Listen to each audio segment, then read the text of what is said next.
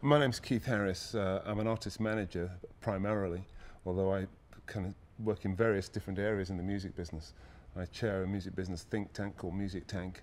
I work as Director of Performer Affairs for PPL, which is a UK collection society, where I look after the performers side. And I, from time to time, work with the artist Stevie Wonder, who I've represented for the last 30 years. The mass production of the music business really started around about the rock and roll era. And what happened was that there were a bunch of young people who were effectively on the live scene providing entertainment. But then as the manufacturing process of records got cheaper and as the relative wealth of people grew, particularly in the 60s, they could afford the means to reproduce that at a decent sound quality. And so people obviously started buying records.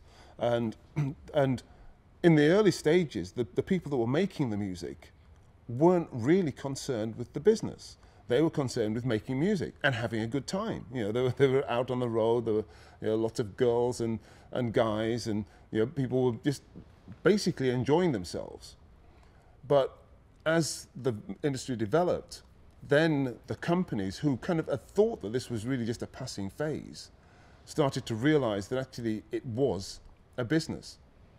So they started to get the legal regime in place, and then they started to get the accounting regime in place. And then one of the structural changes that I think really made a significant difference was when the record companies started to employ some of the more traditional business methods, like, for instance, giving people sales incentives, bonuses to make a certain sales target by the end of the quarter or the end of the year. Because again, that started to then value all music the same. And so you could sell thousands of stuff. It didn't matter what you were selling, as long as you hit a certain number. And it led to all kinds of not very good repackages, the sound quality didn't necessarily matter, all kinds of things didn't matter as long as you hit your sales target. The kind of artist you signed didn't matter as long as you hit your sales target. And then, of course, the CD got introduced, and the marketeers got the opportunity to then sell their catalogue again.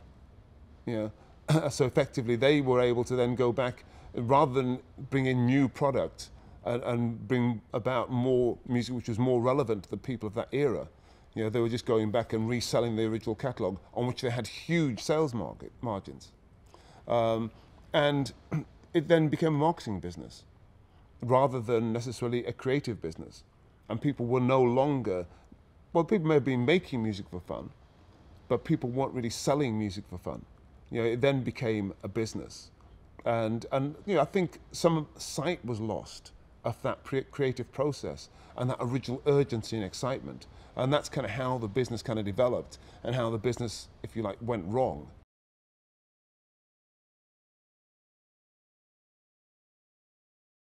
The changes to music depend on where you stand. I mean, to my mind, it's a very exciting time. But it's easy for me to say that, because I'm at this kind of, obviously, the tail end of my career, and I've done reasonably well out of it. I've been in the music business for nearly 40 years, and it's all gone okay for me. The people, obviously, who are going to worry about it are the people who are in the kind of middle stages, where they are currently making a comfortable living out of the traditional business, which they can see crumbling all around them.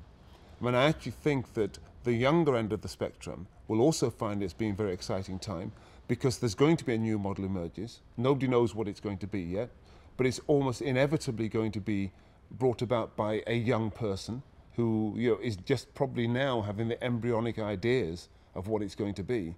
And for them, the future is probably brighter than it's ever been, because the size of the market is now global. I think that anybody in that position has got to be excited.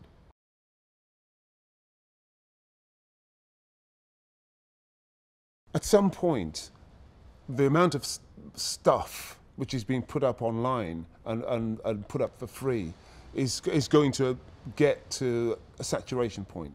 We are still the slowest interface in the whole computer network.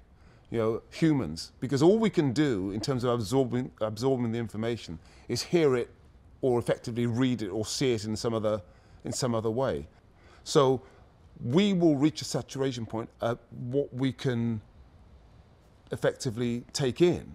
To me, there's probably never been as much good music, right? There's a lot of good music. There's not any more great music, or little more great music than there used to be. Yeah, and the trick is trying to find the great music, yeah, arising from the good.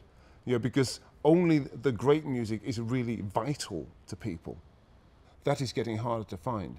You know, and I think that effectively what will happen from a musical point of view is that the people who can filter that and point people to it will be the big winners in the next generation of music.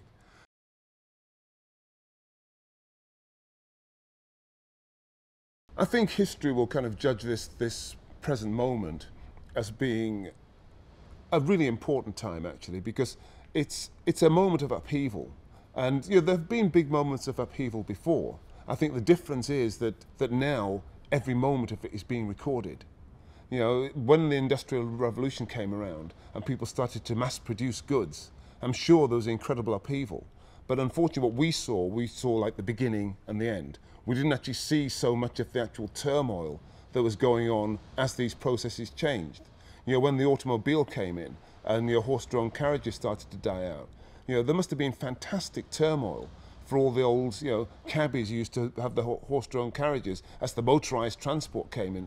You know, the turmoil must have been tremendous. Nobody really thinks about that. People think about, you know, before and after, you know.